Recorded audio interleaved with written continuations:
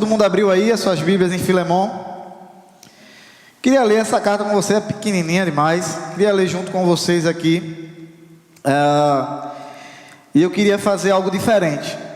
Eu vou iniciar o versículo 1 e subsequente aí eu queria que vocês continuassem lendo, continuassem a leitura aí do livro. Se eu ver que vai parar demais, eu falo o próximo versículo que a gente vai falar.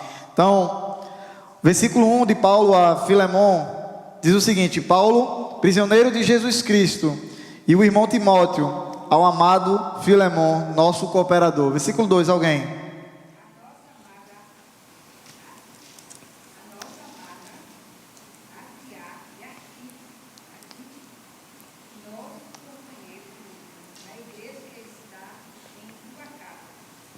Versículo 3. Graça e paz a vós outros, da parte de Deus, nosso Pai, e do Senhor Jesus Cristo. 4. Sempre dou graças ao meu Deus, lembrando-me de ti nas minhas orações. Próximo. 5. Eu ouvi falar do amor e da fé que tens para com o Senhor Jesus e para com todos os santos. Versículo 6.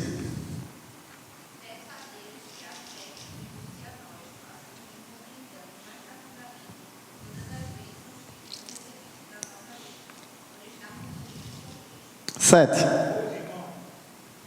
Vive em grande alegria e conforto do teu amor, porquanto o coração dos santos tem sido reanimado por teu intermédio. 8. Eu quero ainda que seja muito corajoso em Cristo para te mandar o que é conveniente. 9.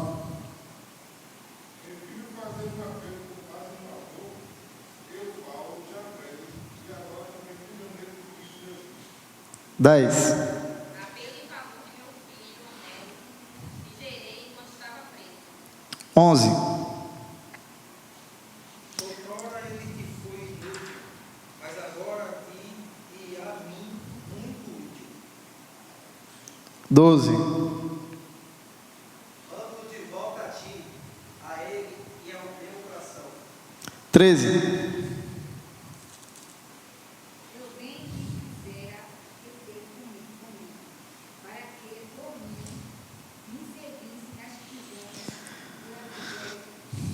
Mas nada quis fazer sem o teu parecer, para que o teu benefício não fosse como por força, mais voluntário, porque bem pode ser que ele tenha sido separado de ti por algum tempo, para que o retivesse para sempre, mas já não como servo, mas antes mais do que servo, como irmão amado, particularmente de mim, e quanto mais de ti, assim na carne como no Senhor.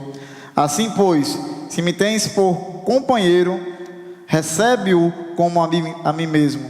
E se te fez algum dano, ou te deve alguma coisa, põe isso à minha conta. Eu, Paulo, de minha própria mão escrevi, eu o pagarei para ti. Não dizer que ainda mesmo a ti próprio me deves algo. Sim, irmão, eu me alegrarei de ti no Senhor. Recreia as minhas entranhas no Senhor. Escrevi-te confiando na tua obediência, sabendo que farás ainda mais do que eu digo. E juntamente, prepara-me também pousada, porque espero que pelas vossas orações vos hei de ser concedido. Sauda-te, Epáfras, meu companheiro de prisão por Cristo Jesus, Marcos, Aristarco, Demas e Lucas, meus cooperadores. A graça do nosso Senhor Jesus Cristo seja com o vosso espírito. Amém. Quem aqui já assistiu uma série chamada The Walking Dead? Algumas pessoas aqui, outras já riram, umas mais ou menos. Mas a série The Walking Dead é uma série de zumbis, né? Um mundo apocalíptico, zumbi lá rolando. E dentro dela tem uma vertente que é a série The Want to Lives, que conta a história de Rick Graves, que está em The Walking Dead, e Michonne, né? Eles estão indo para um outro lugar. Rick foi pego por um grupo chamado CRM ali. E aí o que é que Michonne faz? eu vou procurar o pai de vocês. Eles têm 2 filhos, o Rick tem uma esposa anterior, que morreu na série, The Walking Dead, e o outro, depois que ele se apaixonou com Michonne, ela tem um filho dele, e ele não chega a conhecer esse filho, porque quando ele é levado, ela está grávida. Então ela deixa lá os filhos em Alexandria, que é uma cidade que eles fizeram lá, um forte, para poder sobreviver àquele mundo apocalíptico ali, e vai procurar por Rick, porque ela queria trazer o pai de volta para que os filhos pudessem se alegrar. Após anos de procura, eles se reencontram, e acontece isso aqui, ó. Vai ter um vídeo aí para vocês assistirem. O áudio do vídeo.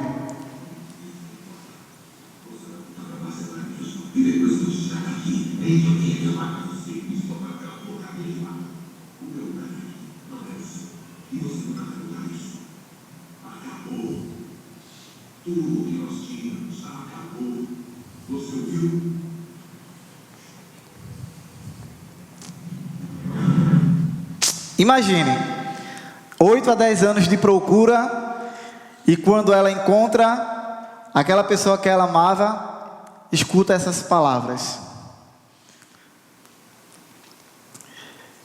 Imagine como ela se sentiu após ouvir tudo isso. Imagine se fosse você. Você passa 8 anos de procura, está há mais de 3 anos enfrentando tudo e todos, sozinho, solitário, conhecendo algumas pessoas, perdendo pessoas no meio do caminho, para poder reencontrar uma pessoa, e quando reencontra, ela escuta isso aí.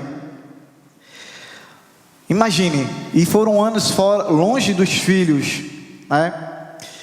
Eu acredito que em algum momento da sua vida, você possa ter conhecido pessoas que te decepcionou, que te machucou, que te feriu. Pessoas que você confiava, você amava ou ama. Talvez ela esteja te devendo até algo, seja dinheiro, respeito, até mesmo consideração. A verdade, a grande verdade é que os relacionamentos quebrados fazem parte de nossas vidas. A gente nunca vai conseguir fugir disso. Eles vão fazer parte, em algum momento a gente vai se desentender com alguém. E eu acredito que tem gente aqui que talvez esteja há anos sem falar com um parente. 2022 foi um ano de loucura, né? Aquela guerra política lá, eu conheci várias pessoas e falei com várias pessoas que brigaram com seus parentes por causa de política. E até hoje, por incrível que pareça, estão sem se falar. Então imagine isso aí. Eu acredito também que talvez tenha alguém aqui que esteja afastado do irmão da igreja. Talvez alguém que também esteja guardando mágoa até hoje por algo que a pessoa fez. E aí vem a grande pergunta: como um cristão deve lidar com essas coisas? Deve lidar com isso? É isso que a carta de Filemão vem falar aqui a nós. É uma carta pequena, só um capítulo, mas é uma das mais poderosas do Novo Testamento. Aqui nós encontramos 3 personagens: Paulo, o apóstolo que estava preso; Filemão, um cristão rico, dono de escravo; e Onésimo, o escravo que fugiu por ter causado prejuízo ao seu mestre e também estava preso. E lá na prisão ele conhece Paulo, que ele apresenta o evangelho, e ali ele se converte. Então Paulo, o que é que ele faz? Escreve uma carta para o seu amigo Filemão, pedindo algo muito difícil, que seu amigo Filemão receba de volta aquele que o prejudicou. Imagine, se uma pessoa chega para você assim, ó: Alice te prejudicou, recebe ele de volta. Se você é meu amigo, receba ele de volta. A gente conversou aqui, e eu acredito, ele mudou. Ele encontrou algo com Jesus, e ele mudou. Na minha adolescência eu costumava olhar para as pessoas mais velhas, líderes de igreja, e acreditar que elas nunca iam errar. Nunca. Essas pessoas na minha cabeça eram pessoas que deveriam ser impecáveis. Mas sabe o que foi que eu descobri desse caminhar? É que elas erravam tanto quanto eu. E foi quando uma pessoa errou, eu fiquei muito decepcionado, chateado, com raiva daquilo ali. E isso me fez sair da igreja. É certo também que naquela época eu não tinha entregado a minha vida a Cristo. Mas eu estava no contexto igreja. Estava vindo, eu participava da igreja. Talvez não tinha me convertido. Não tinha realmente percebido o que era o Evangelho. E eu saí daqui com raiva daquela pessoa. Mas anos depois eu entendi o que é Evangelho. Eu entendi o que Cristo fez por mim. Eu entreguei a minha vida a Jesus. Eu aprendi a perdoar. E foi o que eu fiz. Eu perdoei essa pessoa. E ao mesmo tempo que eu perdoei essa pessoa, eu passei a pedir desculpas, porque aquela pessoa me procurou e me pediu perdão. E naquele momento eu disse: eu não quero nem conversa contigo mesmo. Desaparece daqui na minha frente, senão eu vou meter a mão na tua cara. E aí eu voltei para aquela pessoa e disse: ó, bicho, me desculpa, velho. Fui tolo, eu era moleque. Hoje eu entendo o que Jesus fez. E eu não posso negar esse perdão. Eu peço que você me perdoe também. E sabe o que foi que aconteceu comigo naquele momento? Que eu perdoei, que eu pedi perdão àquela pessoa, que a gente conversou, que a gente se acertou. Eu senti leveza, tive paz. É como se um peso enorme tivesse saído das minhas costas naquele momento. Sabe, eu acho que o semblante muda totalmente. E é muito fácil a gente ver gente que ora, jejua, canta, mas quando o assunto é perdoar, aí é outra coisa. Talvez elas acreditem que perdoar seja um dom, como também eu pensava que era, mas a verdade é que perdoar é simplesmente um chamado para cada um de nós. Hoje Deus não quer falar com você sobre dons, mas Ele quer falar sobre relacionamentos que precisam ser curados. Até porque quem vive o Evangelho de verdade trata as pessoas com graça. Agora, como tratar aqueles com graça, aquelas pessoas que me machucou, que me feriu?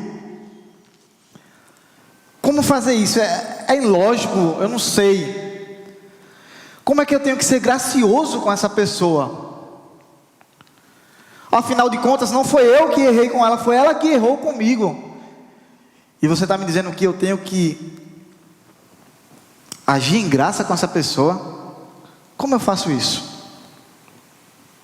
É exatamente isso que Paulo ensina nessa carta aqui. Ele nos mostra as 3 atitudes de quem vive o Evangelho de verdade deve tomar para tratar as pessoas com graça. Sem muita enrolação, a primeira delas eu quero falar para vocês que é: interceda. Interceda por essas pessoas. O Evangelho nos ensina a interceder por pessoas. E quando eu falo pessoas, não são algumas pessoas, são todas as pessoas, inclusive aquela pessoa que te causou mal. Principalmente essa pessoa. Ou aquela pessoa que causou um mal a um amigo seu muito amado. Lembra? Em tempo de escola você tem aquela amizade lá muito forte. E aí chega um terceiro e machuca aquela pessoa que você tem uma estima muito grande. Como é que você vai perdoar aquela pessoa? Você fica logo com raiva, né? Como é que fez isso comigo? Não pode. Mas é isso que o Evangelho faz. Ele pede para que você possa interceder por pessoas, todas elas, principalmente essas pessoas que te machucaram, que machucaram aquele que você amou. E foi o caso aqui de Onésimo e Filemon. Paulo estimava muito Filemon, era um amigo pessoal, que foi traído por Onésimo. Talvez roubado por ele, mas mesmo assim o apóstolo intercede junto a Filemon por Onésimo. Ele diz lá para ele: perdoa esse cara, recebe esse cara de volta. Os versículos 8 e 10 de Filemon vai dizer o seguinte: pois bem, ainda que eu sinta plena liberdade em Cristo Jesus para ordenar a você o que convém ser feito, prefiro, no entanto, pedir em nome do amor. Sendo eu quem sou, Paulo o velho, e agora também prisioneiro de Jesus. faça um pedido em favor de meu filho, Onésimo, que gerei entre algemas. Paulo poderia mandar, mas ele escolheu pedir por amor. É o que ele fala: eu poderia te ordenar, Filemão, mas eu prefiro te pedir por amor. Paulo conhecia muito bem Filemão, era seu amigo pessoal, ele conhecia o seu coração, sabia do amor de Filemão pelas pessoas. Esse amor era conhecido também por todos da igreja lá em Colossos, pois a sua fé e o seu trabalho no Evangelho reanimava os irmãos daquela região. E o apóstolo vem aqui exatamente para relembrar a Filemão: olha, o Evangelho, Filemão, nos chama não no mínimo da lei, mas no máximo do amor e da graça. É para isso que o Evangelho vem nos confrontar, vem nos chamar. E quando Paulo fala: Filemão, eu peço-te por meu filho Onésimo, ele está intercedendo aqui por alguém que errou. Onésimo errou, mas ele está intercedendo por ele. Porém, Paulo aqui não ignora o erro de Onésimo, pois o mesmo tinha traído a confiança de alguém que era muito amado por Paulo. Contudo, a decisão de Paulo aqui não foi julgar Onésimo, mas interceder por Onésimo junto ao seu mestre. E é engraçado. Quem aqui tem filhos? Talvez em algum momento da sua vida, quando o seu filho voltou da escola, ele pode ter trazido dentro de uma caderneta lá um bilhetinho. Talvez você possa ter recebido uma ligação da escola. De repente alguém te liga da escola e tenta falar com você. Seu Joaquim? Ele mesmo. Bom dia, tudo bom? Tudo jóia. Seu Joaquim, eu preciso que você venha aqui na escola, pois o seu filho aprontou. O que está acontecendo? Seria interessante o senhor vir aqui para a gente conversar pessoalmente. O senhor pode vir aqui? Poderia, mas meu filho é tão perfeito. Talvez, no seu modo de ver. Eu espero o senhor aqui, tá ok? Tá jóia, tá jóia. Tô indo aí agora, viu? Pronto, Vou matar esse rapaz. até mais. Talvez você tenha recebido uma ligação dessa na escola. Agora imagine o coração, o seu coração, no momento que você recebe essa ligação. Acho que nesse momento o coração começa a apertar, né? Aí você vai largar tudo e vai para a escola. Vai lá, talvez pega o carro, vai até o caminho da escola, e no meio do caminho, ou vai andando, e no meio do caminho 1000 pensamentos vêm na sua cabeça, é normal. E a grande pergunta: o que foi que ele fez dessa vez? Essa é a grande pergunta, né, que a gente faz. Mas quando você está chegando lá, na escola, você entra na sala da direção e você vê o professor. Quando você entra na sala da direção, seu filho está lá sentado de cabeça baixa, envergonhado, sem coragem nem de olhar para a sua cara. Aí o professor, o diretor começa a explicar: olha, ele errou aqui, ele causou problemas na sala de aula e prejudicou os outros alunos aqui no momento da aula. E aí, depois de ouvir tudo isso aqui, chega aquele momento decisivo. O pai olha para o filho, vê o erro, vê a falha, vê a culpa. Mas o que ele vê também ali na sua frente? Quem ele vê ali na sua frente? O seu filho. Ele vê o seu filho ali na frente. E aí ele fala para o professor, para o diretor lá: eu sei que ele errou, eu não estou aqui para justificar o erro dele, porém eu estou aqui por ele. Eu assumo a responsabilidade. Pode colocar isso aqui na minha conta. Eu espero que o senhor entenda aqui, professor, diretor, que eu não estou passando a mão na cabeça dele de forma alguma. Eu apenas estou tentando estou aqui te pedindo que me dê uma chance por ele. Eu vou conversar com ele. E ele vai mudar, ele não vai fazer isso mais. É exatamente isso aqui que Paulo fez ao interceder por Onésimo. E mais do que isso, foi exatamente o que Jesus fez por nós naquela cruz. Éramos culpados diante de Deus Pai, nós éramos culpados, mas ele disse, Jesus ele não disse para mim, não disse para você, se vire. Ele disse para Deus, ó, perdoa, ele não sabe o que faz, coloca isso na minha conta. Eu não sei quem foi a pessoa, ou quem é a pessoa que está na sua mente agora. Você começou a pensar nela, rapaz, fulano realmente me causou mal. Eu não sei quem é. Eu não vou me dirigir a ela, eu quero me dirigir a você.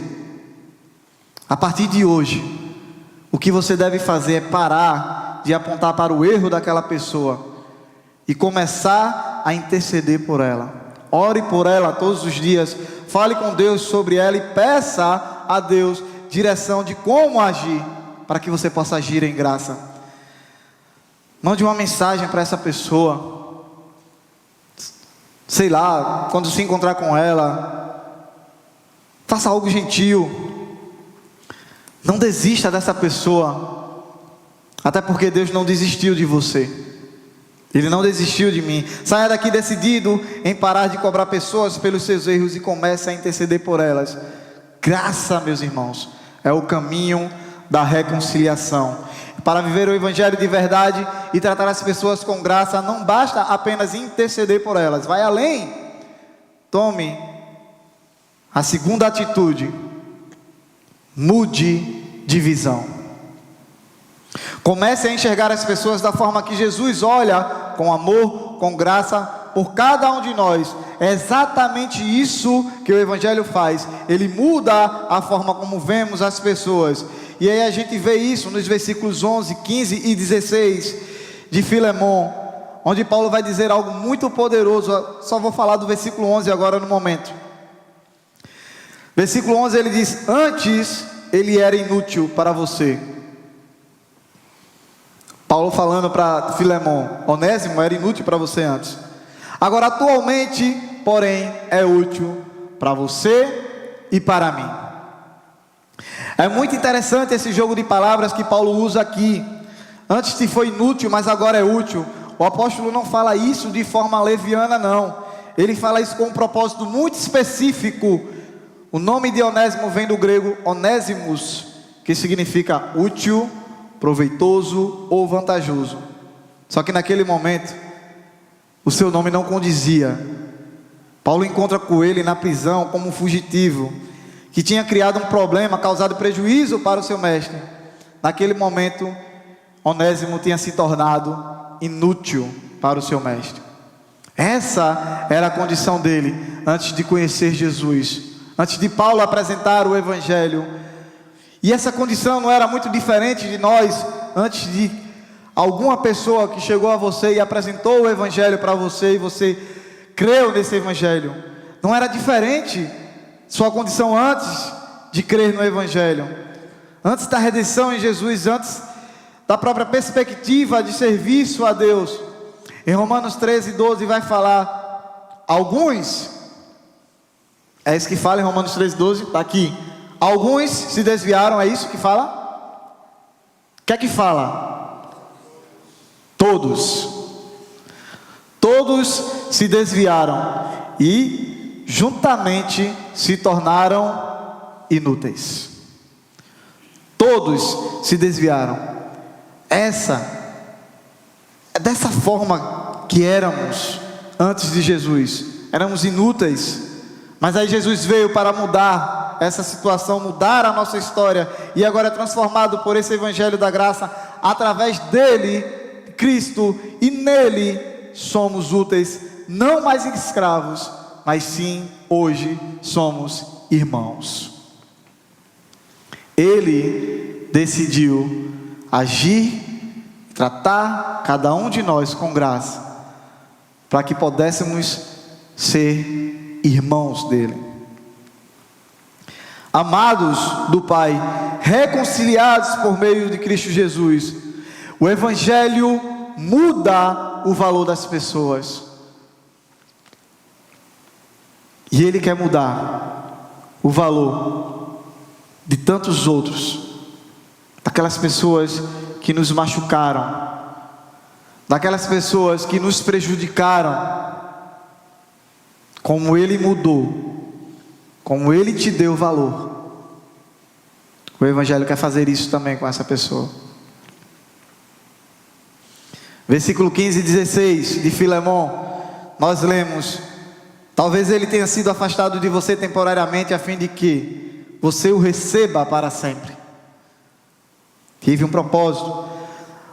Mas receber como? Não como escravo, mas muito mais do que escravo. Receba-o como irmão caríssimo, especialmente de mim e com maior razão de você, quer como ser humano, quer como irmão. Onésimo ouviu o Evangelho e foi transformado por ele, porque é isso que Deus faz. É isso que Deus faz.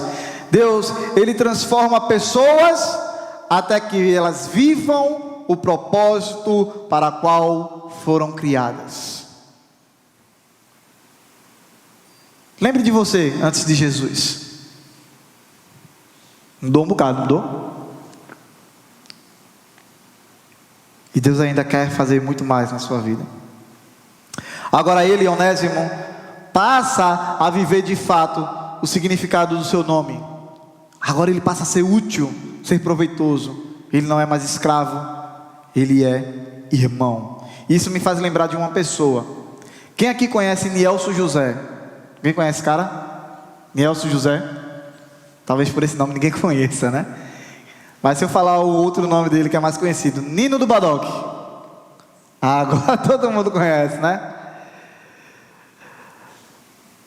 Nino do Badoque, ele teve vários trabalhos na TV. Hoje ele é uma influência, né? Ele foi um cara que literalmente pintou a desgraça na vida dele aí. Entre farras, bebedeiras, obesidade, sei lá, tantas outras coisas que ele deve ter feito aí. Mas hoje ele é um crente em Cristo Jesus. Ele fala de Jesus nas redes sociais e tem dado um bom testemunho até então, pelo que a gente acompanha. Mesmo assim, ele ainda é rotulado pelo que ele era antes.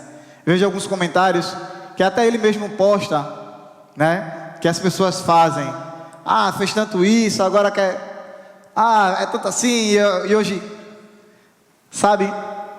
As pessoas gostam de rotular pessoas pelo que elas faziam, o que elas eram antes. E algumas pessoas insistem em ver as outras como um velho homem, mesmo que essas pessoas tenham conhecido a Cristo.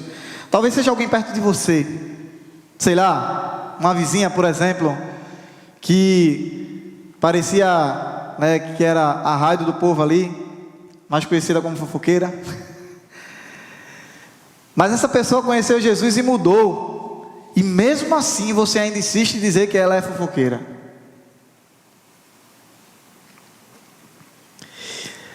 É engraçado, o ser humano gosta de rotular as pessoas. Mas a verdade é que agora eu quero falar com você de uma forma direta. Quem é a pessoa que você ainda insiste em ver pelo passado? Você sabe que Deus mudou essa pessoa, mas dentro de você ainda é a mesma de antes. Deixa eu te dizer uma coisa. Quando você insiste em ver alguém pelo passado, você se opõe ao que Deus está fazendo no presente. Deus pegou Onésimo, que era inútil, e tornou ele útil. Por que você ainda continua chamando de inútil? Eu acredito que você não é o último pacote da bolacha não, meu irmão. Por isso eu quero que você tome uma decisão hoje. Pare de rotular as pessoas pelo que elas eram. Não chame mais alguém pelo erro. Chame pela nova vida em Cristo Jesus. Trate as pessoas como transformadas e não como problemáticas. Mesmo que você ainda esteja vendo o processo, trate como obra de Deus. Dê uma nova chance para alguém. Alguém perto de você precisa mais de graça do que de julgamento. E por fim, ore por quem você ainda tem dificuldade de enxergar diferente. Porque a visão espiritual também se constrói em oração. Ore por essa pessoa. Entenda, quem foi alcançado pela graça não tem direito de negar graça a ninguém. E quem foi alcançado pela graça aqui nessa manhã? Então, coloque na sua cabecinha aí: eu não posso negar graça a ninguém, porque foi por essa graça que eu fui alcançado. A terceira atitude, nós vamos falar nessa manhã, a ser tomada para viver o Evangelho de verdade e tratar pessoas com graça, é que além de interceder, inclusive por quem nos tratou mal, e de mudar a forma como vemos as pessoas, é algo que Paulo pede a Filemão aqui, que é ainda muito mais difícil. É muito difícil. Paulo pede a Filemão aqui nessa carta: perdoe e receba de volta. Perdoe e receba de volta. Como é difícil perdoar. É mais difícil ainda receber aquela pessoa de volta, aquela pessoa que errou feio com a gente. É muito difícil. Mas o Evangelho traz esse chamado para cada um de nós. Por isso Paulo pede a Filemão que perdoe Onésimo e o receba. Nos versículos 17 e 18, ele diz a Filemão: portanto, se você me considera companheiro, amigo, receba-o como receberia a mim. E se ele te causou algum dano, ou lhe deve alguma coisa, ponha tudo na minha conta. É difícil, né? Que pedido difícil. O pedido que Paulo faz aqui a Filemão é algo muito profundo. Ele não está apenas pedindo uma reconciliação total, mas também está assumindo uma dívida de Onésimo. Veja, isso não é um pedido comum, não. Paulo se coloca no lugar de Onésimo. Onésimo é culpado. No entanto, Paulo assume essa culpa. E isso aponta diretamente para o que Jesus fez. Aqui parece de forma muito prática a doutrina da substituição. Nós somos culpados, éramos culpados, e Cristo veio e assumiu a nossa dívida. E por meio disso, Deus nos recebe como se fosse o próprio Cristo. Quando Paulo diz, recebe-o como a mim mesmo, em outras palavras, ele está dizendo, trate Onésimo com a mesma honra que você me trataria. E é exatamente isso que Jesus fez naquela cruz. Ele chegou para Deus Pai e disse, olha, trate-o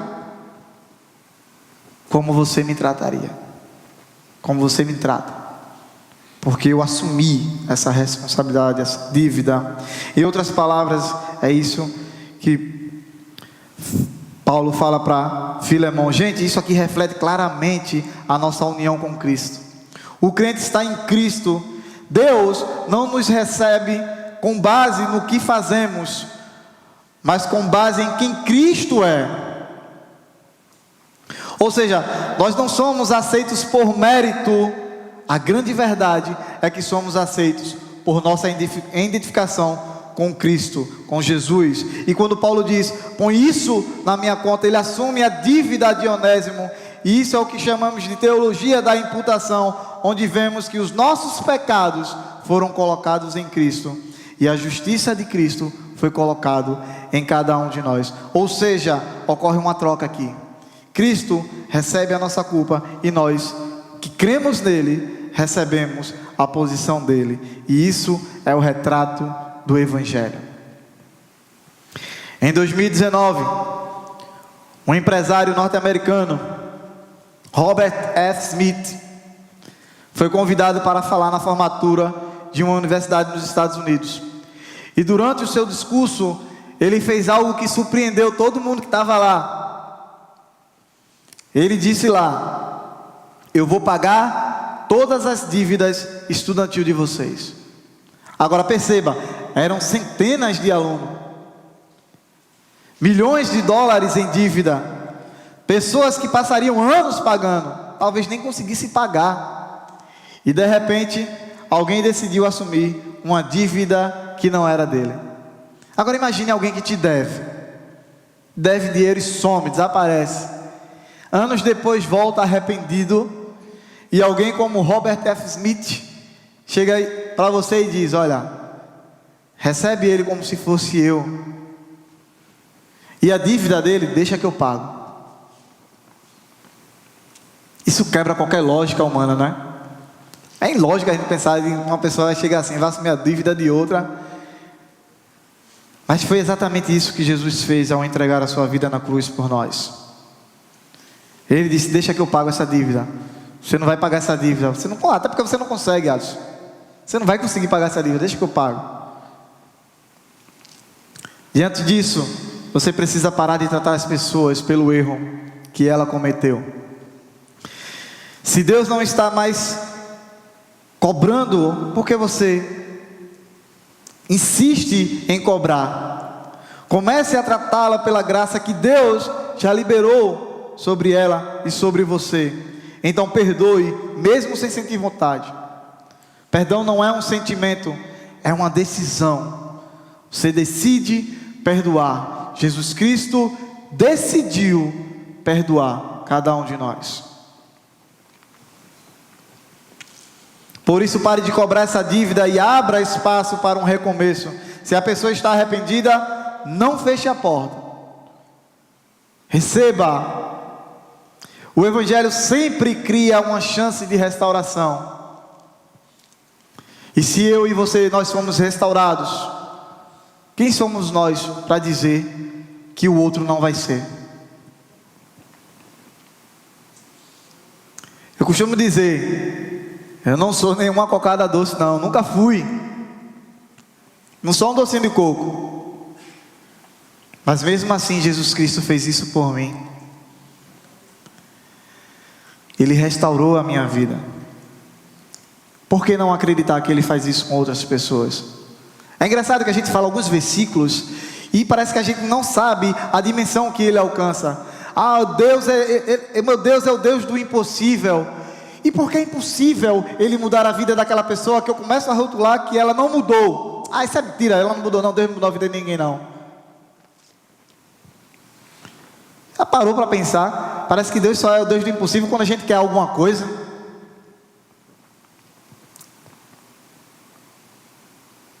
Deus, Ele faz o impossível acontecer. Ele muda a vida das pessoas. O Evangelho sempre vai criar uma chance de restauração. Pare de jogar o passado na cara. Se você disse que perdoou, não use isso como arma. O verdadeiro perdão não cobra depois. Lembre-se que você também foi perdoado. Você foi o Onésimo da história e Cristo pagou a sua dívida inteira. Veja, perdoar é abrir mão do direito de cobrar, porque Cristo já pagou tudo. Ele já pagou tudo.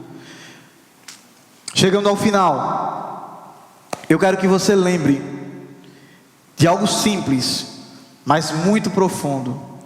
Quem vive o Evangelho de verdade trata as pessoas com graça. Foi isso que nós vimos nessa carta tão pequena, mas tão poderosa. Paulo não está ensinando teoria, ele está mostrando como o evangelho funciona na prática dentro dos relacionamentos quebrados. E nós aprendemos 3 atitudes claras nessa manhã. Primeiro, interceda. Pare de só falar do erro das pessoas e comece a falar com Deus sobre elas. Em vez de acusar, você ora. Você não, em vez de desistir, você se coloca diante de Deus por aquela pessoa. Segundo, mude de visão. Pare de enxergar pessoas pelo passado e comece a vê-las pela transformação que Deus está fazendo na vida delas. Quem está em Cristo não é mais o que era. E se Deus decidiu dar uma nova história, quem somos nós para continuar presos na velha? E terceiro, o mais difícil, perdoe e receba de volta. Não só liberar perdão, não só libere perdão, mas abra espaço para recomeço. Não só diga eu perdoo, mas trate a pessoa com graça de verdade. Agora deixa eu falar diretamente com você novamente, sem rodeio nenhum. Talvez, enquanto você ouviu tudo isso, um nome veio à sua cabeça. Uma pessoa veio à sua cabeça. Uma pessoa que te feriu, que te decepcionou, que te deve algo. Você tem 2 escolhas a partir de hoje: continuar carregando esse peso, escolha sua, ou viver o evangelho de verdade e ser livre dessa maldição de não perdoar. Porque a falta de perdão é como um ácido que você pinga e vai corroendo aos poucos. O não perdoar faz muito mais mal a você do que para aquela pessoa que você não está perdoando. Talvez aquela pessoa já esteja bem com Jesus. Talvez ela tenha dito: Senhor, eu fui lá, eu pedi perdão sincero, Ele não me perdoou. Mas Deus disse: está feito. O que você deveria fazer está feito. O que eu te orientei a fazer, você fez. Agora é com Ele. Eu vou trabalhar no coração dele. Basta ele estar disposto a abrir o seu coração para que eu possa trabalhar. E essa pessoa esteja bem. Mas você que não perdoou, esteja mal por não liberar perdão. O perdão é como um ácido, vai corroendo aos poucos. É como um câncer que vai se alastrando. Se livre desse mal na sua vida. Quando você sair daqui hoje, ore por essa pessoa, mas não de forma genérica. Fale com Deus sobre ela. Tome uma decisão no seu coração em não ter mais o direito de cobrar. E se possível, hoje mesmo, dê um passo prático. Talvez uma mensagem, uma conversa, uma atitude de paz. E toda vez que a lembrança vier, troque a acusação por graça.